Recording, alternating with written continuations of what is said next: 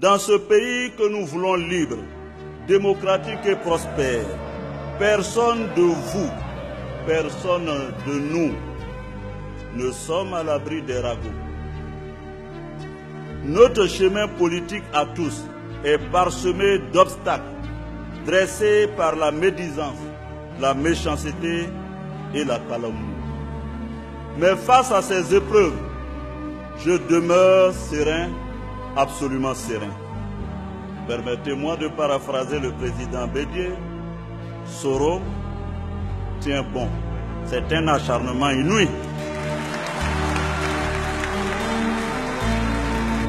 Je voudrais vous remercier pour votre disponibilité et de votre engagement en faveur de la paix et du développement de la Côte d'Ivoire. Votre engagement aux côtés du chef de l'État, le président Alassane Ouattara, n'est pas à démontrer. Vous avez fait don de votre vie pour votre pays. Vous avez sacrifié votre jeunesse, votre adolescence pour la cause de la justice, de la vérité, de la démocratie. À ma famille, qui a autant souffert que moi, sinon plus, je voudrais dire mon affection. Je voudrais leur dire que chaque fois qu'une blessure les atteint en raison de mon engagement en politique, c'est une plaie qui s'ouvre dans mon cœur. Vous avez pris d'énormes risques. Quel risque y a-t-il au-dessus de celui qui met en péril votre vie? La vie de votre famille, la vie de vos enfants. Quel risque plus grand y a-t-il que celui que vous avez pris? Mais par amour pour votre patrie, par amour pour la vérité, et Dieu vous le revaudra malgré les vicissitudes de la vie. Et je voudrais ici porter témoignage de mon affection et de mon amitié à votre endroit. Merci, Monsieur le Président. Celui qui a réglé l'épineuse question de l'identification.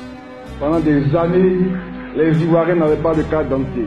Celui qui est allé à gauche et à droite porter la parole de l'apaisement, là même où les aînés étaient dos à dos, pour qu'enfin cette question soit réglée. Et aujourd'hui, plus de 5 millions d'Ivoiriens ont leur carte d'identité.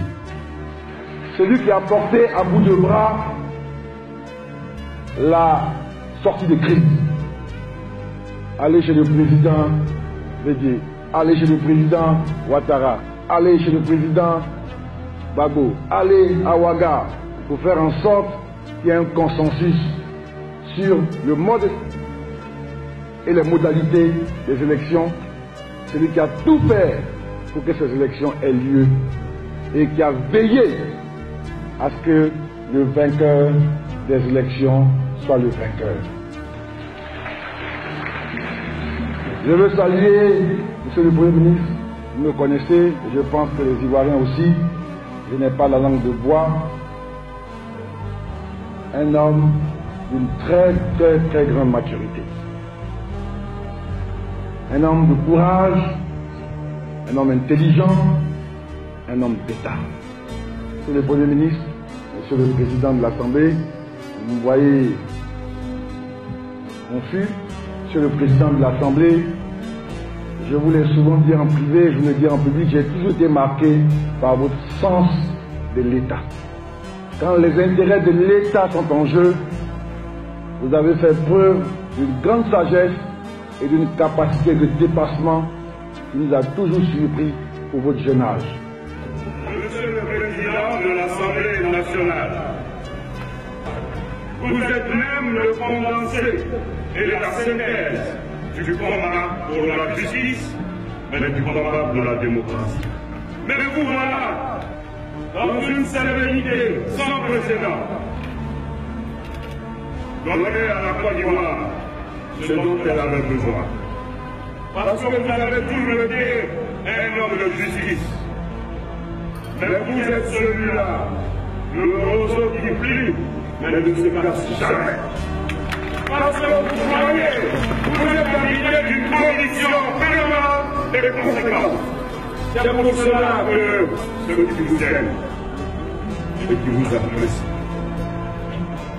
qui ont dans un passé au pour vos dates. D'aucuns l'ont dit, aux âmes bien nées, la valeur n'attend point le nombre des années. C'est le Premier ministre, c'est le président de l'Assemblée. Rares sont les hommes qui ont votre parcours à cet âge. À peine 40 ans révolus, vous avez déjà fait 10 ans au gouvernement, dans un gouvernement, dans plusieurs gouvernements. Vous avez été pendant 5 ans Premier ministre, dans des conditions que l'on sait. Là où en Côte d'Ivoire, la moyenne de durée de vie des premiers ministres est environ de 1 an à 2 ans.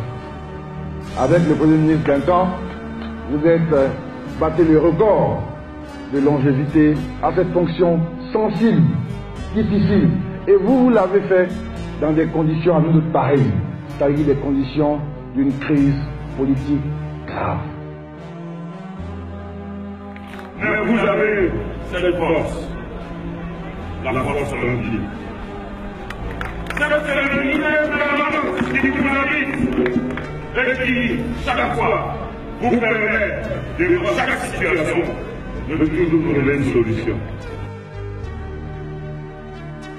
En politique, il faut savoir agir. Vous ne pouvez pas être dogmatique.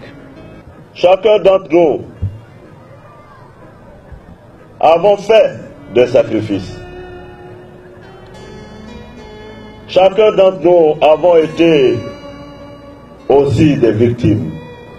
Accepte le pardon et accepte de pardonner.